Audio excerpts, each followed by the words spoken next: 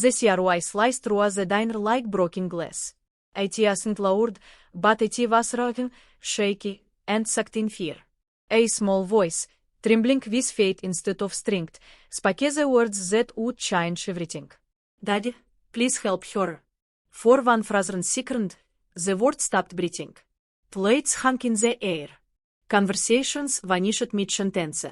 And an exhausted father, sitting in a worn vinyl booth, felt his entire life lock into focus. He wasn't a hero. He wasn't trained to fight. He wasn't searching for trouble.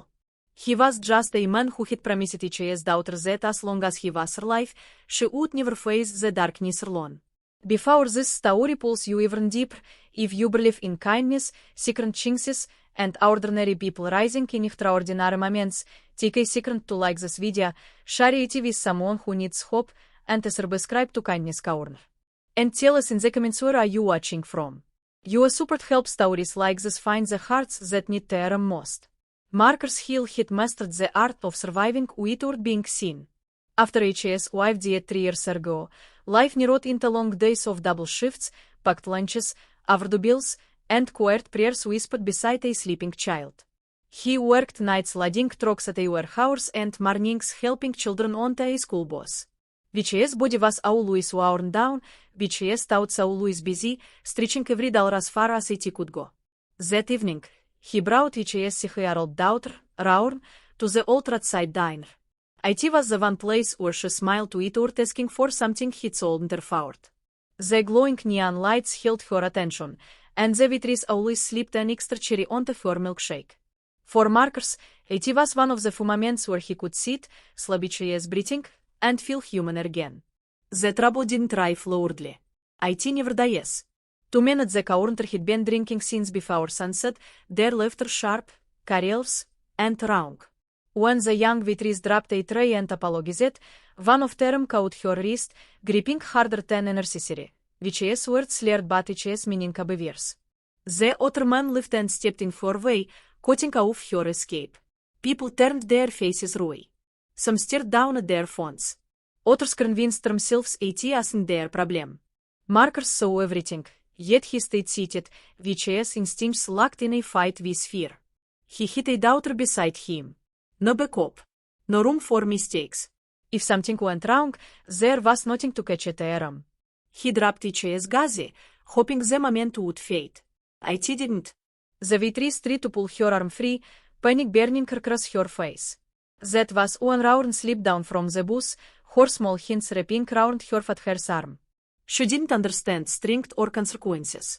She only knew someone was being hurt. Her voice was quiet, but steady, and it carried through the diner. "Daddy, please help her." Something old and unstoppable surged in Marcus' chest. The fear was still there, but it shrank beneath the weight of a promise made to the child staring at him like he could solve anything. He stood. Chairs squeaked against the floor. One of the men turned with a sneer and shoved him without warning. Marcus stumbled but stayed upright. The second shove came harder, followed by making laughter. What came next wasn't clean or heroic. It wasn't dramatic or polished. It was raw, fast, and driven by pure instinct and adrenaline. Marcus acted on instinct. He blocked the first swing, drove his shoulder forward, and to set the counter's way to steady himself. One man lost his footing and crashed into a stool. The other rushed in, only to stumble and be forced backward. In moments, both were on the floor more stunned than hurt, and the diner filled with sharp gusts instead of music. Marcus didn't feel like a winner. He felt shaken. He stepped through, hands trembling, heart racing, already picturing flashing police lights, cold courtrooms, and his daughter asking why he wasn't coming home. The manager called the police. The waitress cried softly in a corner. Raurn stood still, a slight not afraid, just confused. When the officers arrived, people finally spoke up. Security cameras showed the truth.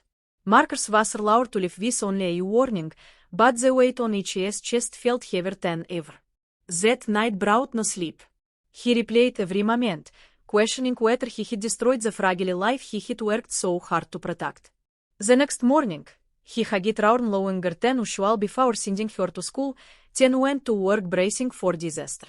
Instead, just before noon, BCS supervisor called him into the office, их pressure impossible to read.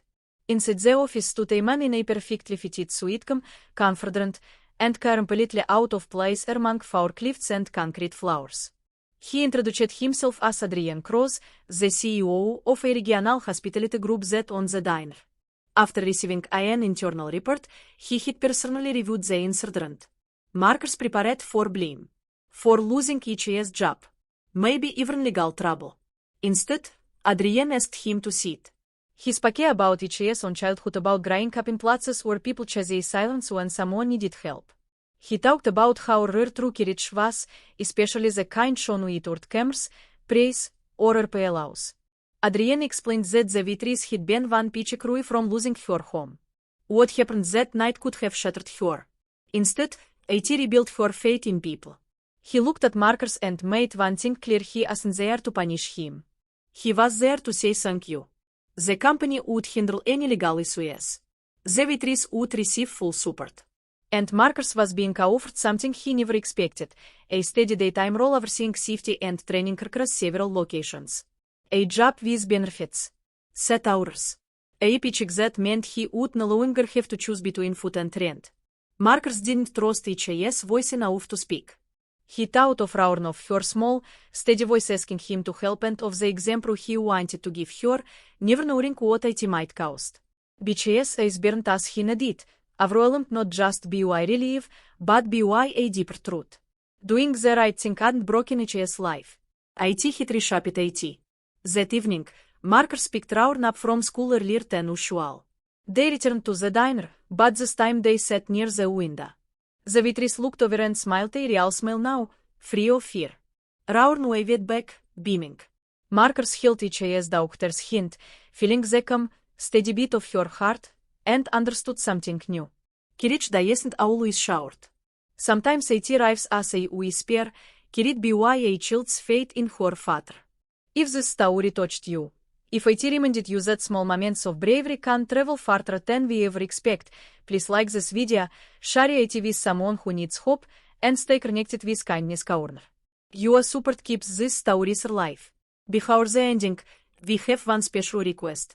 Please share one word in the comments that captures how the story made you feel. Your voice matters more than your reality. Markers Hill never became famous. There were no headlines. No viral videos. But in one small diner, on one ordinary night, a tired single father chose courage instead of fear. And because of that single choice, several lives were quietly changed forever.